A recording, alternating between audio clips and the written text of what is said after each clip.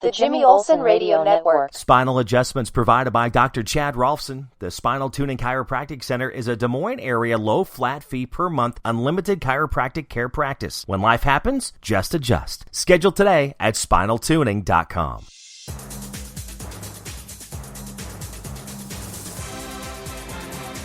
Welcome to the Daily Planet with Jimmy Olsen. And you know what I do with this is I have interviews and then just share other things that I find pretty interesting, that I think that can really improve your life, improve my life, or just, interesting little quirks that just kind of give you more knowledge. When this is what I found. In fact, I was working for Big John McCoy in the morning on KJJY, local morning show, one of the stations I work at part-time. And last week I was in, of course, being Christmas week. I shouldn't say last. Well, I guess it kind of is last week, but I was on Christmas Day looking for some information to share, which is what we do. We call that show prep, which is other things that I do through the Daily Planet just to share with you. They're, again, interesting tidbits.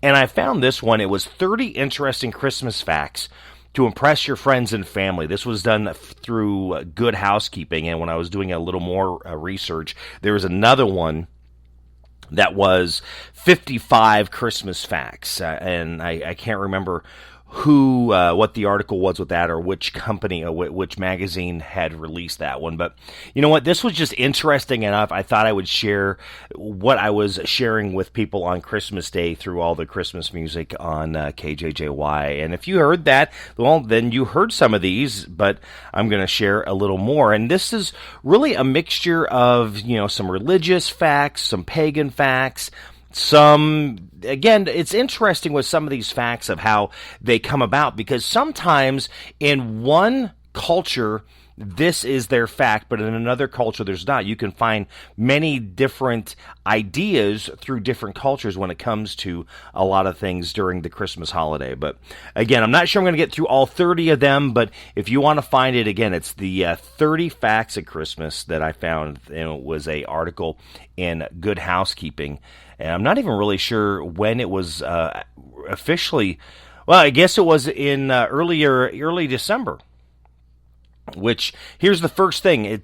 This is how it opens up. The 30 interesting Christmas facts to impress your friends and family. Mistletoe means something very unromantic in German. Really? Well, we might make it to find out exactly what that is, but we'll go ahead and start things off in the first one. Christmas wasn't always on December 5th. If you grew up in church, I remember when this discovery was made, and they made the idea of that, Jesus was actually born in the spring, but we use December to really observe the birth of Jesus Christ. So it says, while Christmas celebrates the birth of Jesus Christ, there's no mention of December 25th in the Bible, which is true. And most historians actually pretty much suggest that Jesus was born in the spring, is what they're finding, and that his birthday itself did not become the official holiday until the 3rd century, and even some historians believe that the date was actually chosen because it coincided with a pagan festival which honored the agricultural god Saturn, was celebrating and gift giving. And then there's another piece to that too, with the whole winter solstice, which is again why they ended up picking December 25th. So here's another one. Evergreens are an ancient tradition. It says the tradition of Christmas trees goes all the way back to the ancient Egyptians and Romans, who marked the winter solstice with evergreens as a reminder that spring would return. So if you decorate with a green tree, wreaths, or evergreen garland, you're throwing it back. So it's pretty much you're following right along with the ancient traditions. Your ancient ancestors. You can thank Prince Albert for your Christmas tree.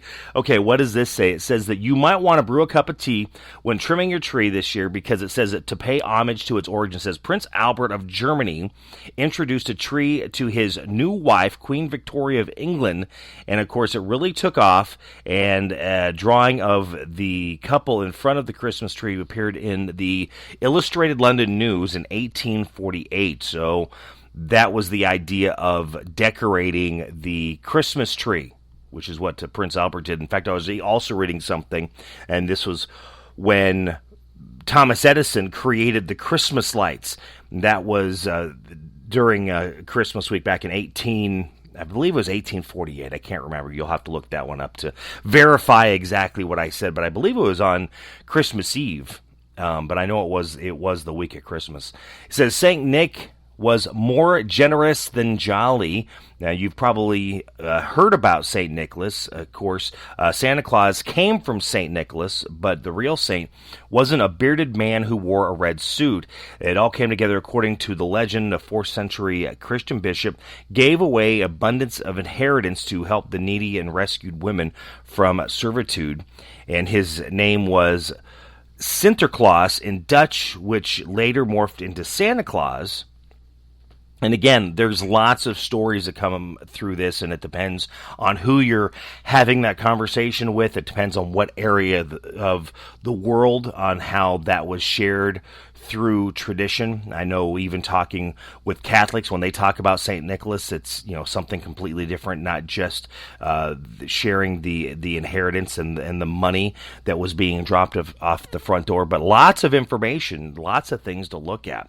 In fact, Coca-Cola played part in Santa's image, which is true. So that is where the jolly old Saint Nick came from. So Coca-Cola got involved. And again, Santa was, a little less jolly, and depending on where you live, could even be spooky at times. But in 1931, when the beverage company hired an illustrator named Haddon Sundblom for magazine ads, they ended up with the jolly old elf. So that's how we have what we have Santa Claus looking at today, and that was in 1931. So even hanging stockings started by accident. There's two different traditions on this one. One was dealing with marriage, but the one I'm going with one here in this article is, according to the legend, they hung stockings by the chimney to thanks to a poor man who did not have enough money for his 3 daughters' dowries, which I guess would still be the marriage. And generous old Saint Nick, remember we talked about Saint Nicholas? Well, he dropped a bag of gold down the chimney one night where the girls had hung their stockings to dry. The gold ended up in the stockings, and that's how we hang stockings for Christmas that are then full on Christmas Day. So Rudolph, now remember how we talked about Santa Claus with Coca-Cola and they created the jolly old elf? Well, here you go. Rudolph also was a marketing ploy.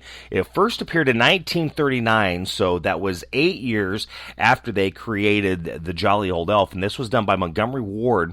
They asked, which was a department store for those of you who do not remember what Montgomery Ward was, unlike me. Am I showing my age at this point? Well, anyway, one of its copywriters, they wanted to create a story that the store could give away as a promotional gimmick, and the store had been giving away coloring books for years, so they decided to make their own and save some money, which they did, which then you get Rudolph the Red-Nosed Reindeer, the 9th reindeer.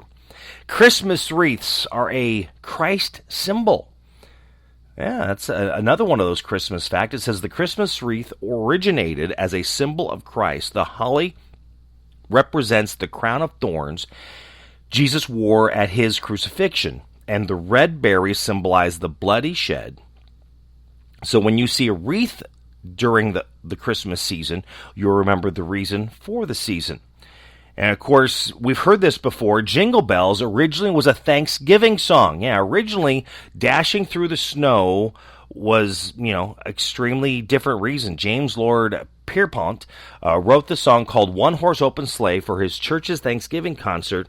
Then in 1857, the song was republished under the title it still holds today, which is Jingle Bells, and then eventually became one of the most popular Christmas songs, even though it's really a Thanksgiving song. How interesting is that? Which, even speaking of Jingle Bells, Jingle Bells was the first song that was broadcast in space.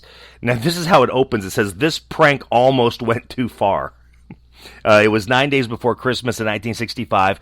The two astronauts aboard Gemini 6 sent an odd report to Mission Control that they saw as unidentified flying objects, so a UFO about to enter Earth's atmosphere, traveling in the polar orbit from north to south. They interrupted the tense report with the sound of jingle bells as Wally Schirra played a small harmonica accompanied by Tom Stafford on a handful of sleigh bells as they were that they had smuggled on board.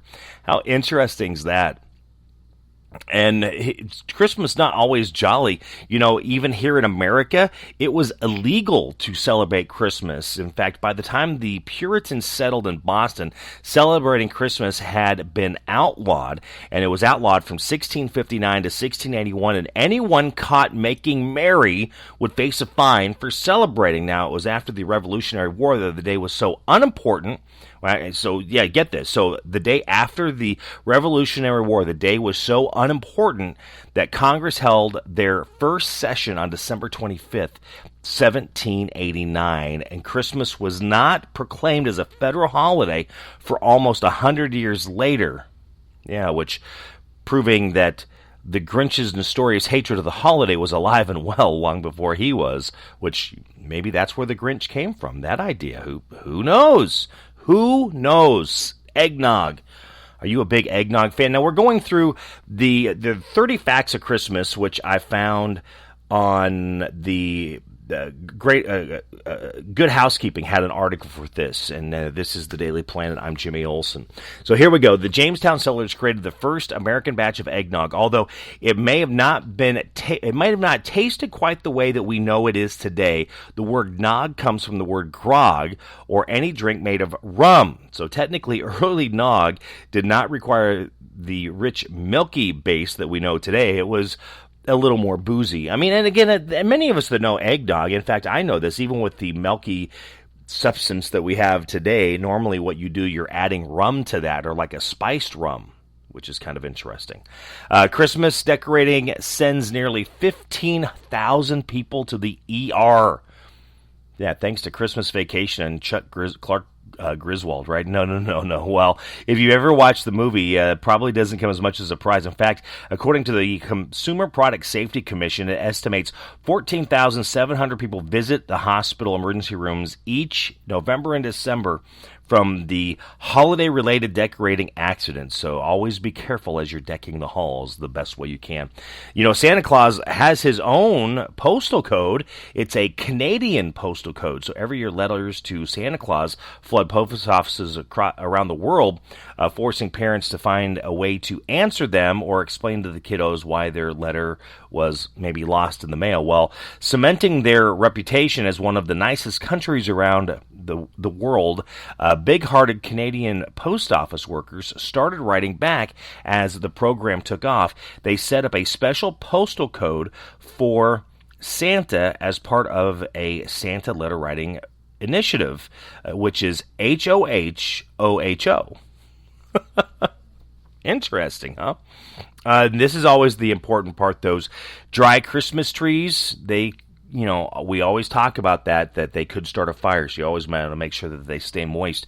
In fact, don't forget to keep them watered the best that you can if you're using a real Christmas tree. A dried-out Christmas tree sparks about 100 fires each year, causing an average of 10 deaths and a result of $15.7 million in property damage, according to the Consumer Product Safety Commission's report. So hopefully you've already have that real Christmas tree out. I know many people do the artificial Christmas tree rather than the real Christmas tree.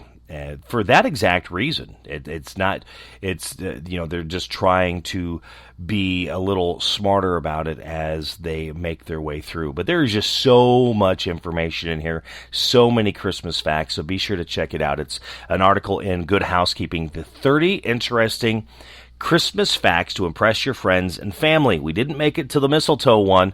In fact, we didn't make it all the way. We made it just over 15 of the 30, so be sure to check it out. And these are things that I've been sharing during the Christmas season with those that were listening on Christmas. Well, okay, wait a minute. Here, I got one more for you, and that is the term Xmas. We hear about that a lot over the years, and it actually dates back to the 1500s. In fact, Xmas is They say it was their attempt of taking Christ out of Christmas. Well, again, according to from Adam's Apple to Xmas, a essential vocabulary guide for the politically correct. It says Christianity was spelled Xianity. So, as far back as the 1100s. So X or Chi, CHI in Greek is the first letter of Christ and served as a symbolic stand-in. In 1551, the holidays were called Xmas or Christmas, but eventually was shortened to Xmas, so that that Christmas was XTEMMAS. So in reality, Xmas is just a Christian as the longer version, but just a shorter way of writing that out. Of course, holidays, we're all dealing with this. I know we had the deal with packages not arriving in time for Christmas, but between Thanksgiving and New Year's, and this was back in 2019, the U.S. Postal Service delivered estimated 910 million packages, in addition to almost 15 billion pieces of mail. That includes gifts from, faraway loved ones, cards, letters, and, of course, letters to Santa, and those credit card bills as well that we end up getting here pretty quick that we need to start paying off after all the purchases. So, again, check it out. A lot of good information, and as it says, it kind of makes your family and friends think you to be a little smarter because you have some information to share. But it was the Good Housekeeping article, 30 items, 30 interesting Christmas facts to impress your friends and family. Maybe you can get to the mistletoe and find out how it is really unromantic in German. Thank you for listening to The Daily Planet. I'm Jimmy Olsen. If you enjoyed this, be sure to share it with friends and family. You can do that via social media. You can also follow me on social media as well, which I will be sharing this on my social media, both Facebook and Twitter, at MyBuddyJimmy. I even shared the recitation of 'Twas the Night Before Christmas. There was a couple different versions that I did around Christmas time of some country artists that did that, which was actually kind of cool. You can also follow me on YouTube at MyBuddyJimmy101. So thank you for listening. I hope you enjoyed this, and I hope you had a happy and safe Merry Christmas, and do the same. Have a happy and safe New Year.